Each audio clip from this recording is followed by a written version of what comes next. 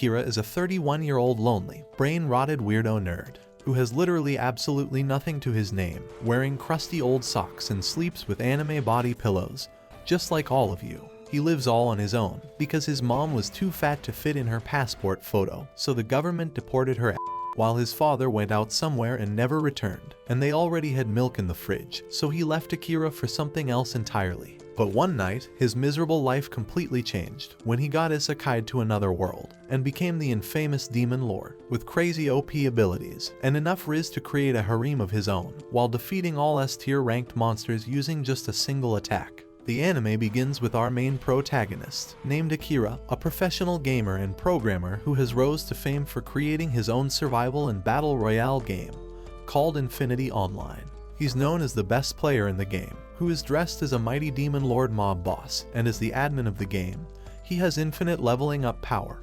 But now, after 15 years of online fame, he was so bored of being a dumb little brokey. So we see Akira staring at his gaming monitor, as it was time for him to close down the servers forever and to put it all to rest once and for all. So after putting aside his used tissues and the bottle of lotion, Akira looks at his computer screen to wait for the server closing countdown to hit 0, thinking about all the good times he had developing the game and presses enter. But when it hits 0, we find out that Truck-kun has actually hacked his computer and isekai's his to another world.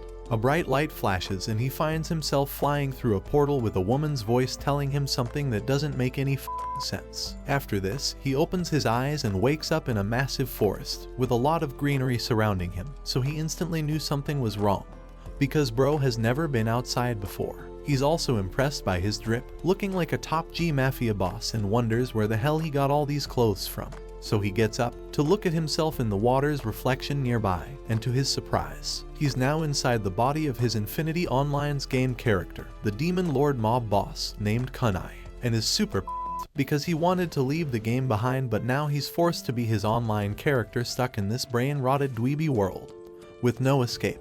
He starts freaking out and wonders why he is in the body of this old Demon Lord man, and checks his coat to see if he actually has a bunch of hidden knives strapped inside just like the character he designed. He then wonders if he is in his own game and shouts administrator privileges, and a screen opens up in front of him. He enters the password and hopes to log out of it, but the screen shows that he doesn't meet the requirements to access all the features. Seeing this, Akira says that he will worry about it later and starts getting high on some weed while mumbling that he should have watched more anime recaps so he would know what to do in such situations. Just then, he notices a small yellow-haired girl walk up behind him and reveals that he is a big fan of Dr. Disrespect. He asks her if she is a furry or understands human language and asks who she was running away from. Just then, a massive monster jumps in front of him with its big giant. Akira says that he doesn't remember designing such a monster and asks the girl if it's her pet, but then the monster attacks him, which makes him so mad that he one-shots him using his special knife attack and sends it back to hell. He thinks that the same goes for the girl and wonders if this is a different world than his game.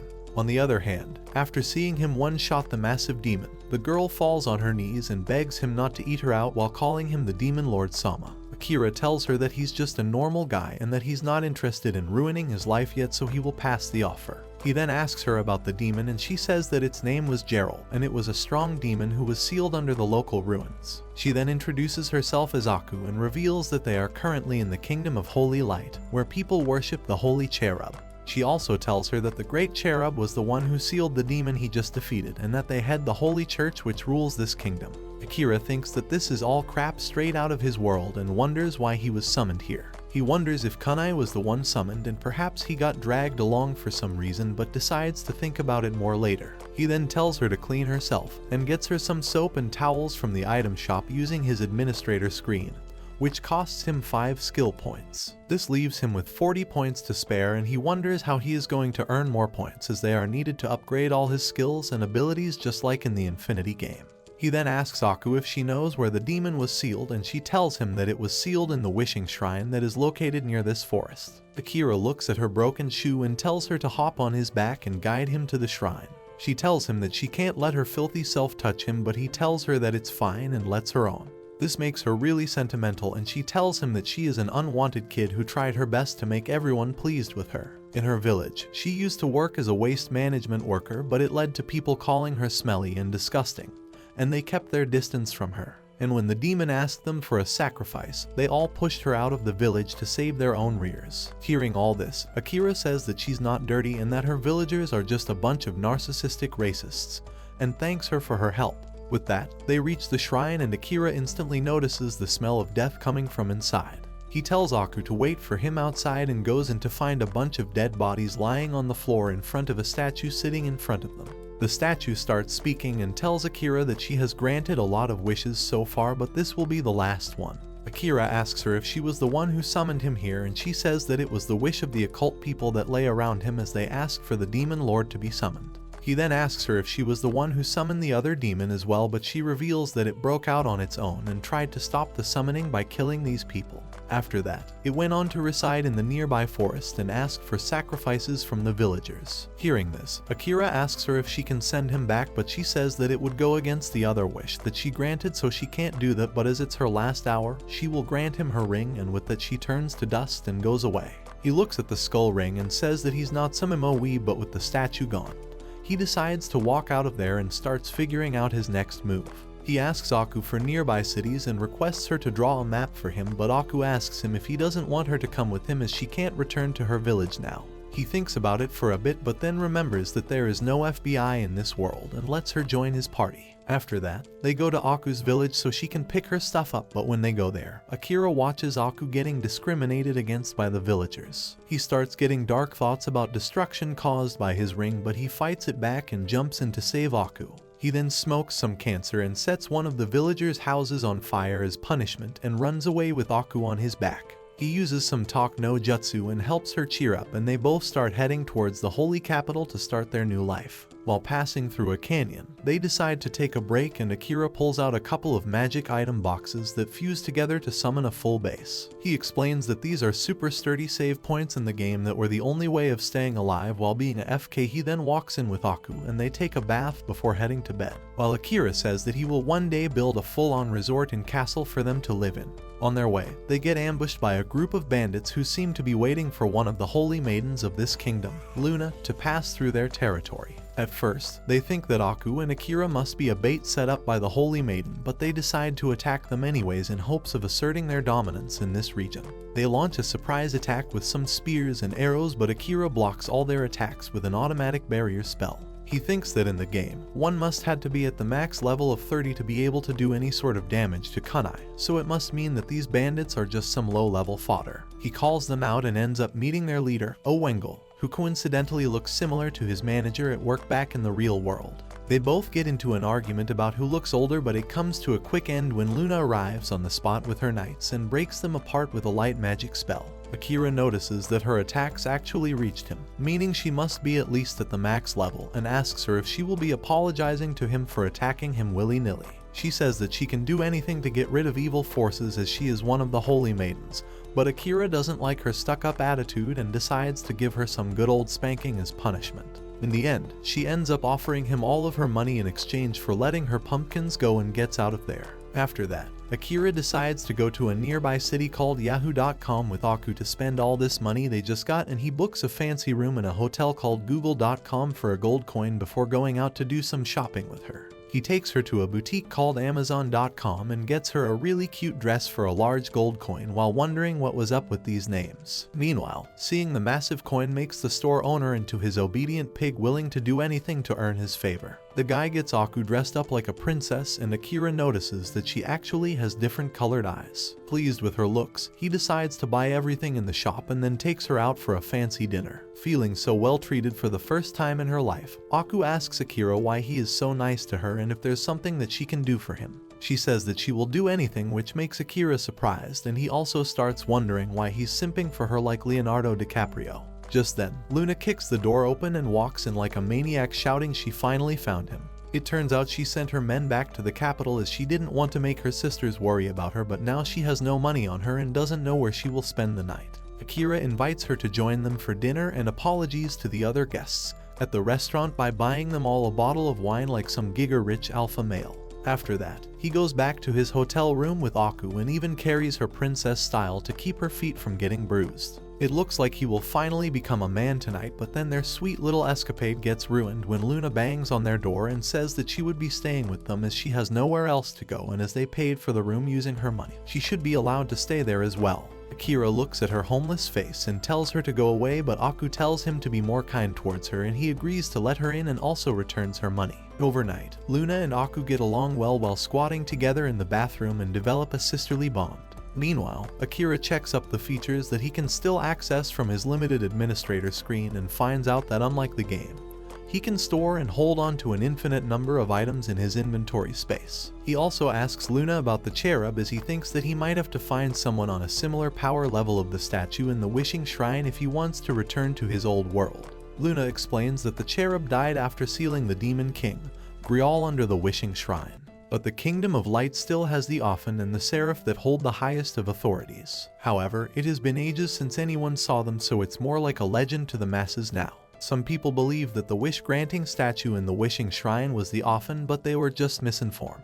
On the other hand, we see Luna's elder sister, Queen, riding towards Yahoo City alongside her unit to get her dumb sister back, as she thinks that she's playing childish tricks by saying that there is a demon lord and that she's going to deal with them. The next morning, Akira walks through the city with a cheap teapot that he crafted using his administrator screen and goes to an antique shop.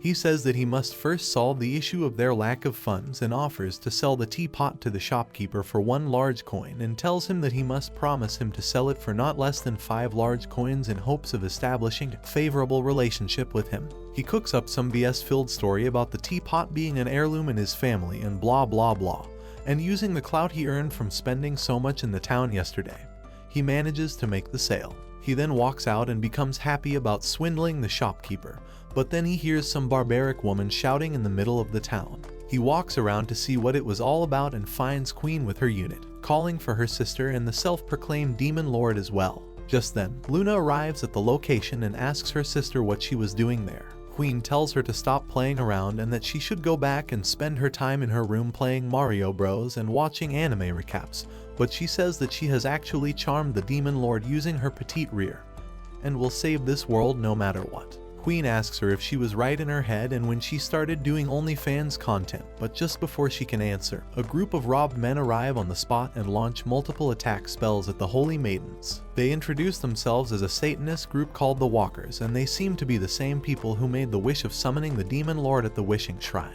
Akira wonders if he will have to jump in, but the sisters decide to show these cannon fodder NPCs that they are not the main characters and start blasting them with a bunch of high-level spell attacks and combos like some Elden Ring boss. But then, one of the occult guys opens a chest filled with his year's worth of saved-up lube, and it starts oozing out and corrupting the world around them. As soon as the dark liquid touches anyone, it absorbs their powers and also weakens the divine protection cast upon them. This makes both the sisters and their men fall on the ground, and it starts looking really bad for them. Akira wonders what he should do in this situation, and his ring starts enticing him to throw some grenades at the people and to blow it all up. It starts draining Akira's power and makes him fall on the ground as well. As the Satanist's fluid approaches him, Akira accesses his administrator screen and sees an option for character change with some text explaining that he won't be able to control it yet. With no other option, he selects it and it transforms him into a white-haired guy who calls himself Zero. Zero seems to have a personality of his own, and as he opens his eyes in this new world, his bright Riz Haki destroys the creeping darkness around them, and he wonders where he even was. He looks around and notices the cult members bullying a couple of girls on the floor and decides to defend them by attacking the Satanists. The Satanists think that he is just another one of the Maiden's gooners and attack him back, but Zero knocks them all down using a special move called Grudge Setting. After that, he starts launching a combo attack using all of his skills and ends the fight using a Dragon Fist attack. On the other side, Queen falls in love with his dashing looks and alpha male genes, and it makes her lose her Yandir character. When Zero turns around to ask if she was alright, Queen starts speaking in a girly fashion, and it makes her unit commander spit out from shock and amusement. Zero tells her his name and says that if she's ever in trouble, she can feel free to ask for his help, and then walks away. On the other hand, the escaped Satanist wonders why a Dragonkin was fighting on the Maiden's side while referring to Zero, who introduced himself as one. Meanwhile, we see Akira back in his kunai form banging his head on a wall in an alleyway as Aku approaches him and asks what he was doing. It turns out, Zero is one of Akira's game characters that he created to play the Infinity game in the real world. While he was not able to control the body in his form, he still remembered everything he said and did as Zero, and it made him cringe so hard that he decided that it would be better for him to just die right there and then. He asks Aku if she saw a white guy passing by here, and she says that she wasn't able to see him but got to know about him from Luna. She asks him if he knew who he was, but Akira says that he didn't, while thinking that he can't ever let anyone know that he and Zero were one and the same. At the same time, we see a couple of B-ranked adventurers named Yukikaze and Mikan sucking on some popsicles while looking at some requests on their guild's job board. They eventually decide to pick up a quest to exterminate sand wolves from an area for 10,000 gold coins, and also notices a new poster sitting on the reception desk showing a request from the Holy Castle awarding 9 billion coins for anyone who brings them. This freaky looking guy claimed to be the Demon King. Back in Yahoo, Queen goes back to the capital with her unit, and Luna gets inside a carriage with Aku and Akira, and they start heading towards the Holy Capital as well. On their way, Akira gives Luna a uniform to change into his normal attire, as a holy maiden attracts too much attention. While she changes into it, he walks out of the carriage to smoke some cancer and starts thinking about ways to earn more skill points to unlock more of the features and abilities in the administrator screen. On the other hand, we see the adventurers from earlier walking into a sandstorm to find the wolves. Unfortunately, they end up encountering a massive pack said to be able to destroy even large cities and start running back instead of fighting them. On their way, they pass through Akira and the others and tell them to run away as well, but Akira decides that this is the perfect opportunity for him to farm some points, and he starts walking towards the wolves instead. He blocks their attacks using his automatic barrier, and then blasts them all away using his throwing knives skill, and a sandstorm skill followed by a fire blast that cooks the beasts into medium rare steaks. Okay, breaking the fourth wall, I might be a tad bit hungry while making this video, but let's go back to the story now.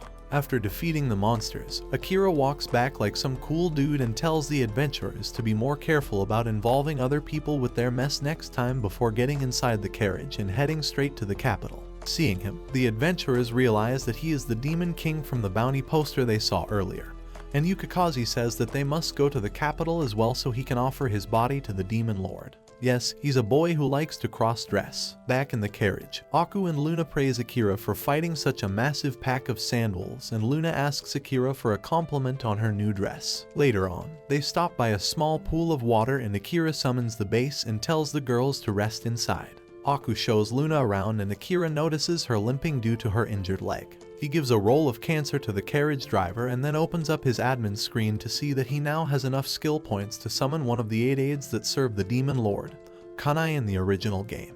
He feels really excited and starts thinking about who he should summon. He thinks about it for some time and eventually decides upon the genius doctor and mad scientist named Yu, who happens to have a thing for young boys for some reason. He thinks that he will have to be careful around her, as she is a mad woman who has no qualms about slicing someone open just to satisfy her curiosity, but if it comes to it, he would be able to deal with her himself. Other than that, having her genius brain work on developing ways to defend against magical attacks would be a great advantage for him until he farms enough skill points to upgrade his own kit. He then summons her and fills her in on their situation. He tells her that they are not in the game and how he wants her to transform a portion of the base into a hospital. He also forbids her from killing anyone and asks for her suggestions. She says that they will have to create the Nightless City in this world as well to act as their base of operations, and Akira agrees. He explains that the Nightless City was the last area in the Infinity game and was also the home to the Demon Lord, Kanai. If they were to erect such an advanced fortress in this world, it would certainly be known as the Demon Lord's Castle, but he doesn't seem to be against the idea. After that, he calls the other girls out and introduces them to Yu and asks her to heal Aku's leg as well. Yu sits her down and turns her fingers into various medical apparatus before injecting a healing potion into Aku's injured leg and healing her scar as well. This instantly makes Aku's leg good, and she starts horsing around out of joy. She thanks Yu and then goes for a walk with Akira, and we find out that she has fallen in love with him because of everything he has done for her so far. After that, they walk back and Akira praises Yu for her help and says that he will be counting on her, and this makes her feel butterflies in her stomach thanks to his alpha male genes and Riz pheromones, and she says that she wants to see this new side of the chief more. With that, they all decide to rest up in the base for the night, and we see Aku develop a special survival skill called heroin in her sleep. The next morning, Akira and the others pass through a small run-down village on their way to the capital. Akira asks Luna about it and she says that it is one of the villages that lies in her territory. She explains that the church looks after her lands and gives her allowance to spend on fulfilling her wishes. She was told that she should stay away from interfering with such worldly matters and that it would be best for everyone if she focuses on her duties as a holy maiden and doing whatever she wants. Looking at the state of the village, Akira quickly realizes that the church is using Luna as a puppet, and he reaffirms this idea with you as well. He says that Luna must be one of those French princesses who raises taxes on a whim and says that they should buy cake instead if there's no bread in the stores. He then decides to take advantage of this situation and tells Luna that he would like to borrow a part of this village and says that he would open a hospital run by you here alongside a hot spring to attract people from around the kingdom.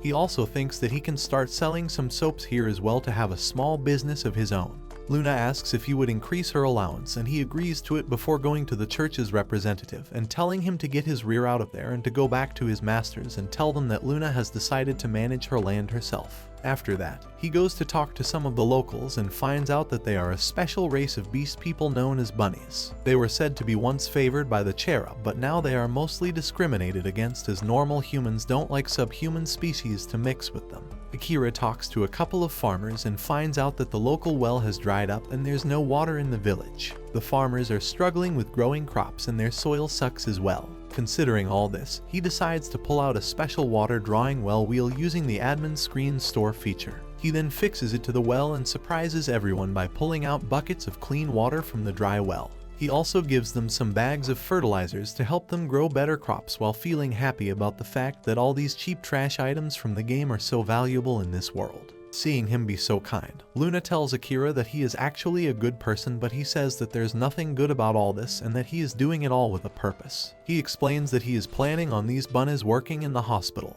and the hot spring bathhouse that he will be creating, and this is just his way of earning their favor and making them indebted to him. Luna says that she will allow it as it helps her as well, and Akira says that this is just the start of it and he will leave the rest for after they reach the capital. On the other hand, we see Mikan and Yukikaze staying at a tavern to rest during their journey to the capital. Yukikaze is totally in love with Akira and wants to offer him his keyholes while ordering a white creamy drink from the innkeeper. Meanwhile, Mikan warns him to be careful as that guy was able to burn over 300 sand wolves in mere seconds and says that such a strong guy can't be left unchecked like this. At the same time, we see the Satanists returning to their leader and founder, Utopia, and telling him about the dragonkin that made them fail their mission of taking out the holy maidens. Utopia says that they should be more worried about the demon lord who slayed Grial, and then tells his men that they should take the chest with the darkness called Hades to the holy capital and let it out there, as they will destroy the city and assert their dominance by making it consume everything good and bad alike.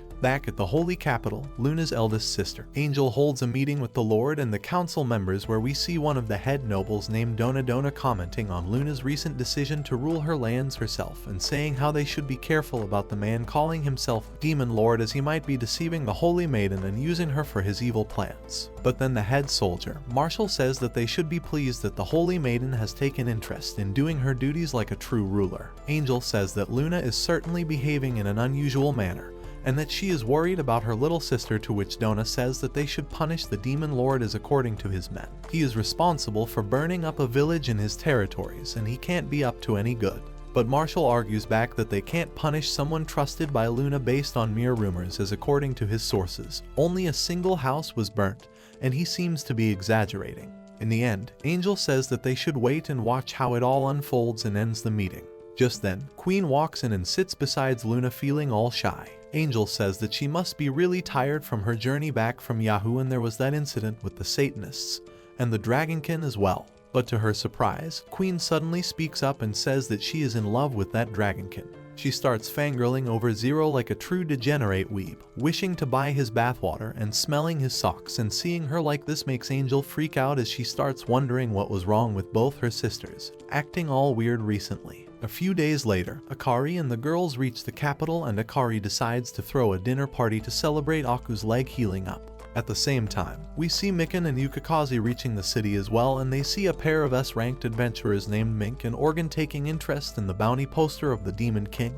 Kanai. On the other hand, Akira and the others enjoy the dinner party at a high-class bar recommended by Luna named Artemis. Akira tells Aku to forget manners and to enjoy her meal as she is the start of the show tonight, and they all have a good time. After dinner, he walks out and summons a strawberry dessert and tells one of the waiters to bring it to their table as a surprise. The girls really enjoy the foreign dessert and it makes them moan with happiness. But soon this moment is interrupted by a lady who introduces herself as Shrimp-Free Butterfly, making Uncle Roger say heya. In the background, Akira uses his telepathic communication skill to ask Luna who she was, and she explains that this lady is a big hot shot among the wives of the nobles and it would be a bad idea to make an enemy out of her. She is a star and a model who influences the high class in this society and has a lot of connections among the ruling class. Akira says that this means that she will be a valuable ally if he manages to earn her favor and decides to invite her to join them on the table. The lady congratulates Aku on her healing and asks her about the holy capital and how she likes it. After hearing her opinion, she asks about the same from the Demon Lord, and he replies that the capital is indeed like heaven compared to the devastated and poorly managed towns and villages that he came across on his way here. He further adds that he has a solution to this problem and says that if he becomes the ruler of these lands, he would be able to transform the whole kingdom into heaven, but instead of such a boring approach, he has a different idea regarding heaven and summons a bar of soap from his inventory and shows it to the lady. At first, it makes her feel confused and disappointed, but Luna jumps in with a bright smile and says that this is a revolutionary soap that gets rid of all sorts of filth and leaves the skin shining and fragrant. She notes how everyone there had perfectly soft and shiny skin and became intrigued. Akira tells the lady to give it a try tonight and let them know how she likes it and earns her thanks. But he tells her that he has much more planned to make their kingdom into a prosperous land, and shares that he will be constructing a hot spring bath in the Bunnies village which would have medicinal and reviving properties. Anyone who jumps in would have their skin healed and come out looking years younger than before. He butters up the idea for a few minutes and makes Shrimp-Free really excited about it, to the point where she asks Luna to keep it a secret from her sister, Oyster-Free, and says that she would like to be their first customer whenever they open up.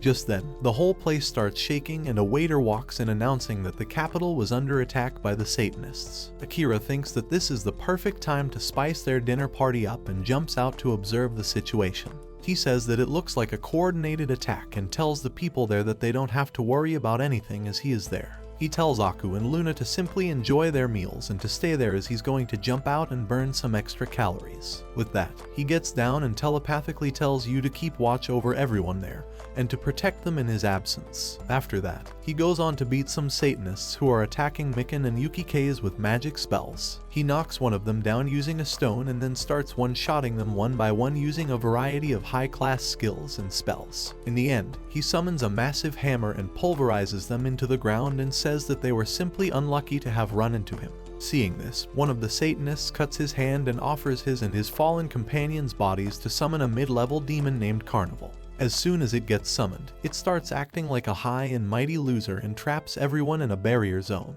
With that, he starts his monologue about how he will eat them all and blah blah blah, but Akira gets tired of his BS and breaks one of his horns using a piece of rock. After that, he dominates him using his alpha male haki and makes him sweat his pants before throwing him up into the air and blasting him into fireworks. Seeing this makes everyone in the city gather around him and praise him as a kind demon lord and thanks him for saving their lives. Yukikaze asks for his name and he tells them that he is called Kunai and says that he doesn't need their thanks as he did it to satisfy himself. Seeing Yukikaze fanboy girling at the demon lord, Mikan jumps in and says that she prefers to the Dragonkin guy as he's on the side of justice, but Yukikaze teases her by saying that justice means just ass and that if she's into that she doesn't need to be so shy about that. Back at Artemis, the bar management summons a clown to lighten everyone's mood during this chaotic situation.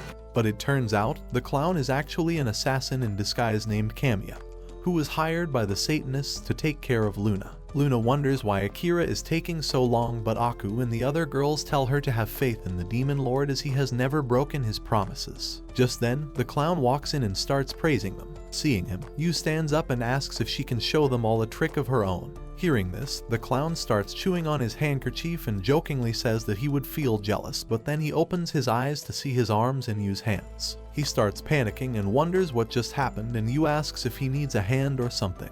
She then instantly puts them back on his body but backwards, which makes him panic even more while Lady Shrimpfree compliments Yu on her unique tricks. With that, Yu takes them off once again and puts them back together, making Kamiya rejoice with happiness. Yu then zooms in and whispers in his ears, telling him to keep his nasty hands off them and to use something more discreet than his fart poison that's in his pockets. She then warns him that if she sees him again, she would cut more than just his arms off, and makes him run away.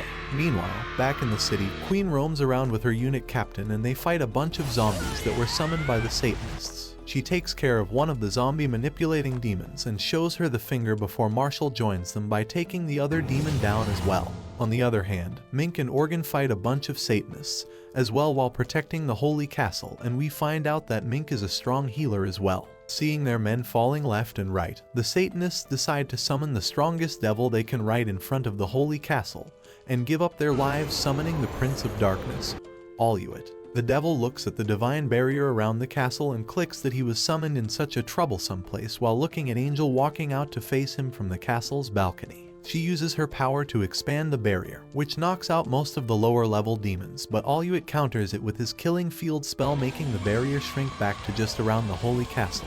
At the same time, we see the Satanists' leader, Utopia, sending in a lower level demonkin named Tron to deliver Hades to the Holy Capital to make it engulf everything in darkness. Seeing the high level devil, Queen decides to get serious and she takes out her main weapon, Holy Hammer Sigma. Mink joins her as well with some support spells and Queen jumps towards the devil to strike him down. He blocks her attack, but she forces him to fall down and lets Mink follow up with some attacks using her big plots. Aluit pushes her back and unleashes an energy beam towards Queen, who tries to block it using a barrier spell, but it breaks through and makes her fall back against the barrier surrounding the castle. Mink helps her out as well, but Aluit simply blocks them using his bare fists, showcasing his dominant genes. Just then, Tron arrives on the scene and lets Hades out on the girls, making them lose their divine protection and magical power. Now weakened, they become unable to defend against Aluit's attacks, and he makes them taste some good all-gender equality beating before sending them both back with a darkness energy wave. Seeing them getting their rears whooped makes Angel really worried, but Queen tells her to keep the barrier up, and Aluit decides to test her patience by kicking Queen down and squashing her under his feet. While all of this is happening, we see Akira standing behind the castle's wall as he wonders what he should do in this situation.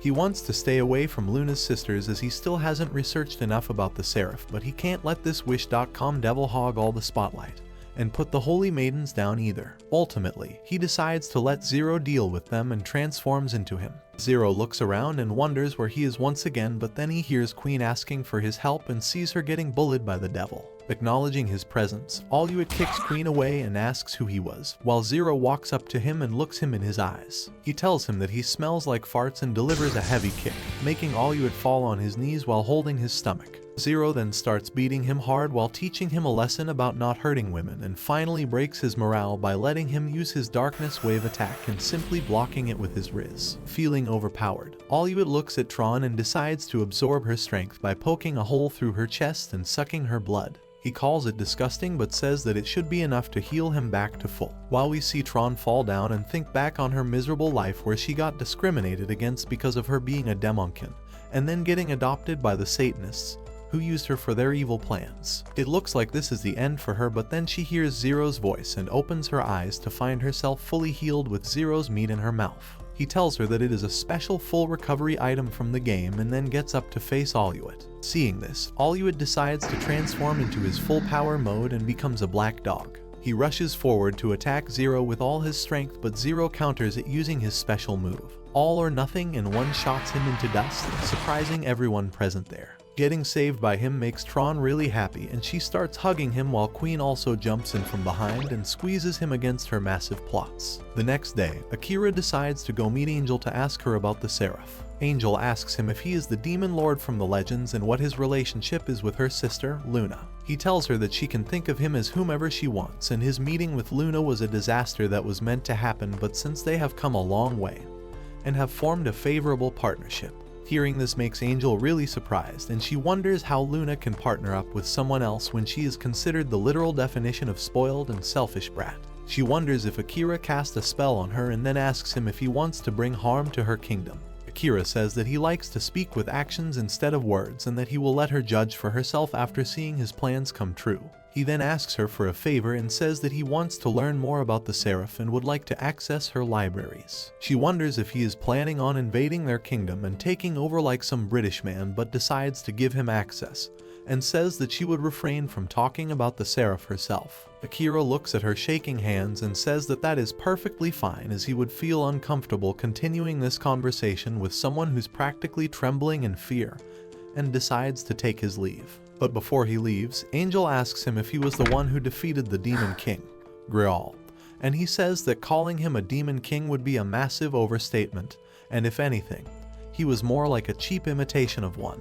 Hearing this makes Angel really worried, as she realizes that Akira is much stronger than the heroes and demons in their legends. After that, he walks out and checks his skill points and starts laughing like a maniac, feeling happy about getting to farm so many points from his battles last night. He says that now he has enough points to summon another aid plus build the hospital and the hot spring bathhouse and still have some points left to spare. He also unlocks the ability to fast travel to places where he has already been to before and meets up with Aku to give her the good news of them starting their mission of getting flirty rich. He then goes to the library and reads various books on the legend but doesn't find much information on Seraph. He also wonders where the angels from the legends went, as the demons are still present in this world. Aku brings him a storybook about a dog who found treasures in the dungeons and became popular. He asks the librarian if there were actual treasures in the dungeon, and he says that the kingdom has found many magical artifacts and items in them which can be considered treasures. Akira thinks that his body is practically immune to any attacks that were in the game, but he is vulnerable to magical attacks that were not part of the game, so he will have to find some way to defend against them. After that, they both start walking back to their base to meet up with the others. On their way, Akira notices something and tells Aku to go on ahead without him. He then walks into an alleyway and finds Tron following him. She says that she sees everyone in unique colors and can tell that he is actually the same person as Zero. She says that he is her savior and asks him to bring Zero out. At first, Akira tries to get rid of her, but in the end, they make a deal where Akira would let her meet Zero in exchange for her help at his businesses. With that, he takes her back to the base and introduces her to everyone else. Luna seems unhappy with the idea of working with the Demonkin, but Akira tells her to get along as he wants her for his plan to work. After that, he tells everyone to gather around and fast travels to the rabbit village with them. He tells you that he wants to start construction right away, and they walk to a suitable location before summoning their base there. He then uses some of the points to get a hospital upgrade for the base and turns it into a full-on modern medical facility. They both then decide to go inside to see if everything was working fine, and he notes how the electrical appliances were working even though they didn't have any electricity. Akira says that they will have to come up with fair prices for their services as well, and quotes what he thinks is the value of each coin in modern-day yen. He tells you to charge less from the poor locals and to rip off the nobles, as it will help them generate both the favor among the common men as well as wealth to fund their future exploits. After that, he sets up the hot springs bathhouse and decides to have the two most beautiful bunnies called Momo and Kion work there as the receptionists. He also shares his vision about expansion and capitalism with them, making them all creep out at his nefarious plans. With all that taken care of, he starts wondering about whom he shall summon next from the 8 aides of Kunai, and decides upon the man known to be a prodigy who has a severe sister complex and is known to be able to pick up new skills quickly and master them with ease, called Tahara. After summoning him, he walks him inside to fill him in about their current situation. He tells Tahara that they are in a fantasy world that's similar to the Infinity game, but there is no great empire here. Furthermore, there are many new species and phenomena that are unique from the game. He also tells him that they are currently in a village and are planning on completely transforming into a tourist spot, with their main attractions being a hospital, a hot spring resort and bathhouse. He further adds that Yu is there as well, and he wants him to cooperate with her to help him build their new empire. Tahara says that he's much obliged, as if it wasn't for Akira, he and his sister would have turned into food for stray dogs years ago. But then he starts worrying about Yu and calls her a crazy beauty. He also tells him that he's not Doraemon, that he would fulfill all his wishes by pulling out something from his pocket, but Akira says that he believes in him as he's a genius. Just then, Yu jumps in and asks them what they were talking about. The other girls also come to see him and get introduced to Tahara as their new manager. The next morning, Akira goes to the capital to sell a music box to the antique shop guy. He butters him up with lots of praise and mysticism behind the instrument and says that he will let him come up with a good price for the item. The shopkeeper feels pressured and says that the item would sell for at least 15 gold coins and thanks Akira for doing business with him. With this, Akira walks to the boutique and gives them 5 gold coins with a promise of 2 more if they are able to deliver his order in time.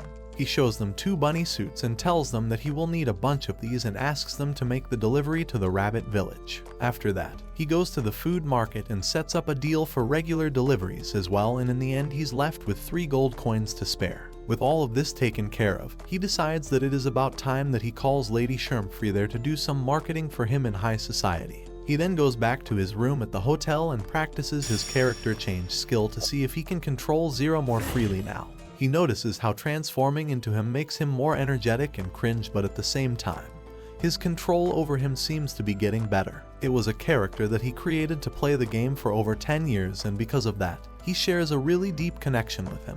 He then transforms back into Kunai and feels happy with his achievements so far. The next morning, he opens up the bathhouse to the villagers and gets them all cleaned up. After that, he puts them on duty with Tahara being in charge. Tahara trains them all properly in ways of customer service and cleaning duties, and we finally get to see the bunny girls in bunny suits as well. Once things get in motion, Akira invites Lady Shrimpfree to visit them. 1 week later, Shrimpfree arrives at the village alongside an old man named Commander Sambo. It turns out he used to be a retainer of the great soldier, Marshall, but during one of their battles, a monster took both his eyes and he has been blind ever since. Shrimpfree brought him along to show him a good time as he seems to be nearing the end of his life. Upon arrival, Shrimpfree compliments Akira on developing this village so much, and he says that he will turn it into a true heaven in a couple weeks and she should come visit them again at that time to get the true taste of their efforts. She says that she will be looking forward to it as he has always delivered on his claims, while referring to the soap that he showed her during the dinner the other day. After that, she introduces him to Sambo, and Akira says that they have a really great doctor there and she may be able to restore his vision. Hearing this, Sambo becomes really excited and he says that he would feel really grateful,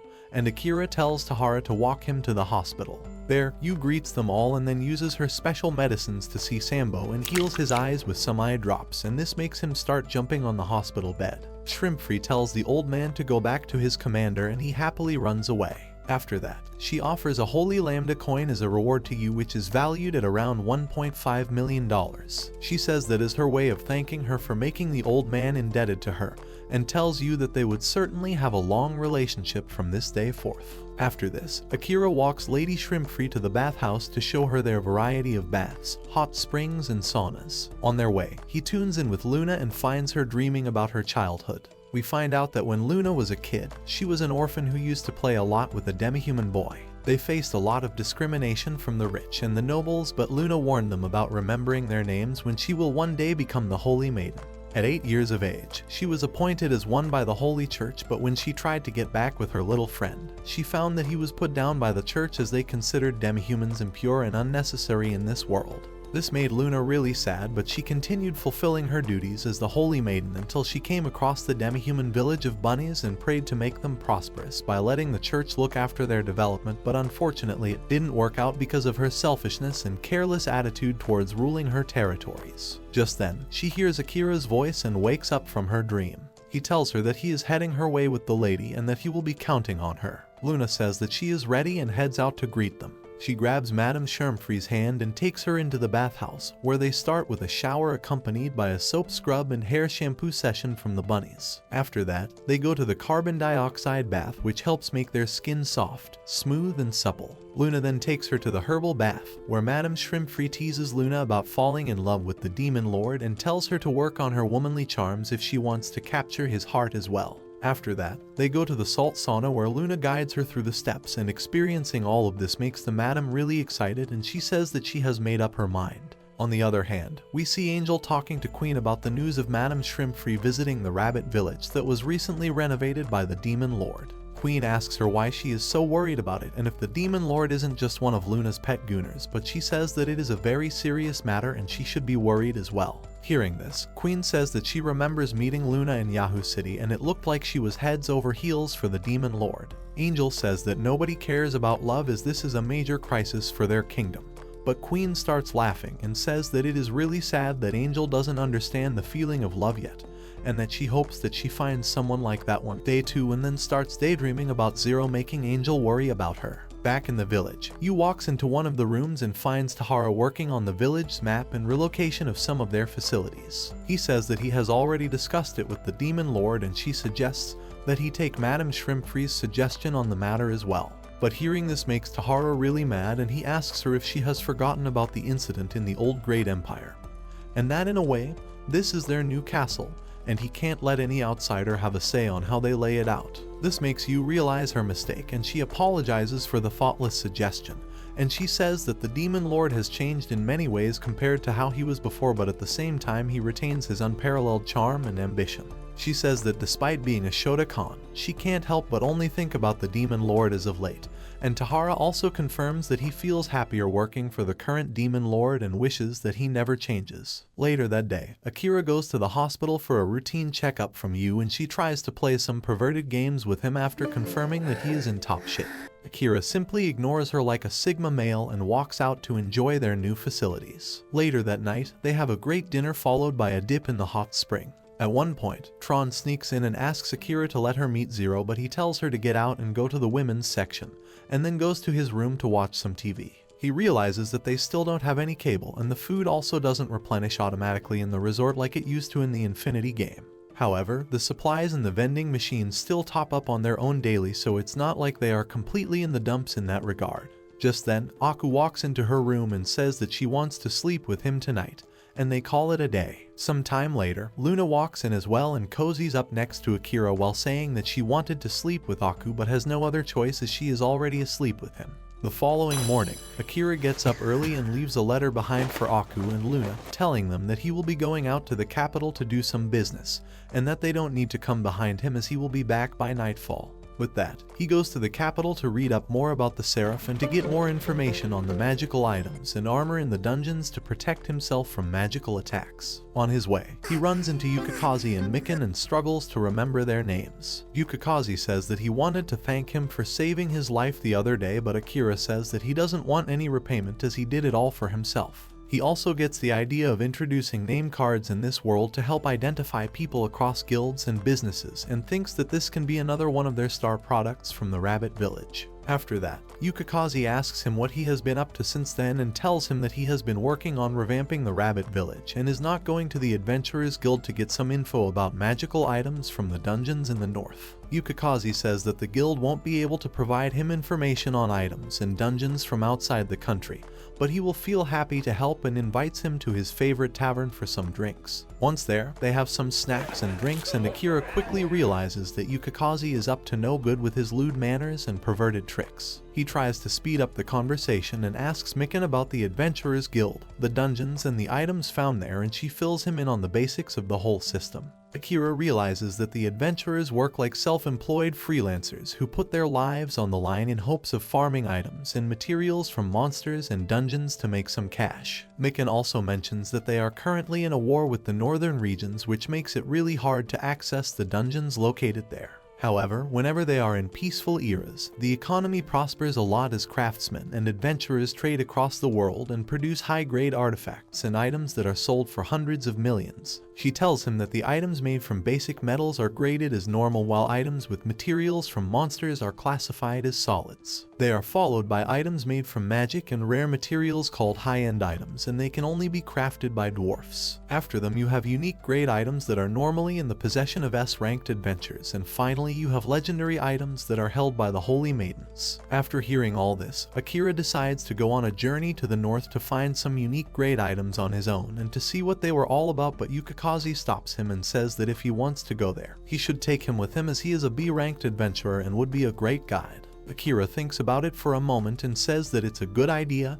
and accepts his offer. Yukikaze drags Mikan in their deal as well, and they all decide to leave for the northern regions once Akira is ready. Meanwhile, we see Angel wishing upon the statue of the Seraph and uses a miracle spell that takes up all the magic in her staff to teleport herself to where Luna is. Once there, she becomes surprised to see so many people working there and gets scolded by Tahara for coming on the work site in a white dress. He tells her to go work up her magic on the light crystals while mistaking her for a person they called in for the job, and she ends up following his orders because he's just that much of an alpha male. She soon runs into Luna and tells her to go back with her, but she gets dragged back to the work site by Tron, and she tells Momo and Kion to show her sister around and tells her to enjoy the bathhouse before running away. With that, Angel starts following the bunnies to the facility while wondering what was even going on here. The bunnies take her to the bathhouse and let her explore the place on her own. At first, Angel becomes really surprised to see such an expansive place, but then she stumbles upon the outside hot spring with Akira bathing in it.